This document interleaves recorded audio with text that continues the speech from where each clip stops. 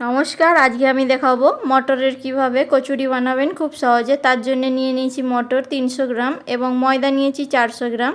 1 চামচ পরিমাণে লবণ মিশিয়ে দিয়েছি এবং তার সাথে দিয়ে দিচ্ছি খাবার সোডা 1 চামচ পরিমাণে, অয়েল দিয়ে দিয়েছি 4 চামচ পরিমাণ মতো রিফাইন অয়েল এবং সেটিকে সব মিক্স করে নেব ভালো করে মিক্স করে নেওয়া হয়ে গিয়েছে। এরপর আমি একটু জল দিয়ে ভালো করে মাখিয়ে নেব।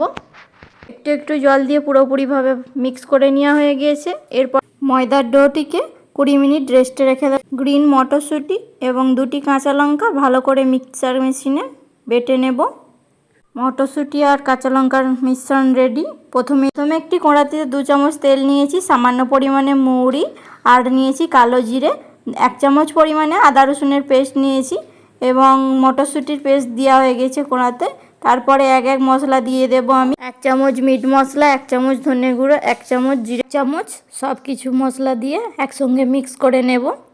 মটরশুঁটির মশলা রেডি। এরপর আমি ময়দার ডো একটি করে তৈরি করে নিয়েছি সবকটি। এরপর আমি মটরশুঁটির মশলা আর ময়দার ডো একসাথে কিভাবে ভরে নেব দেখুন। ময়দার একটি ডো নিয়েছি এবং মটরশুঁটির মশলা প্রত্যেকটিতে একই রকমভাবে ভরে নিয়েছি। এরপর আমি একটি করে ভাজতে শুরু করে দিয়েছি। দেখুন কত সুন্দরভাবে ফুলে উঠেছে। তো মটরশুঁটির কচুরি রেডি।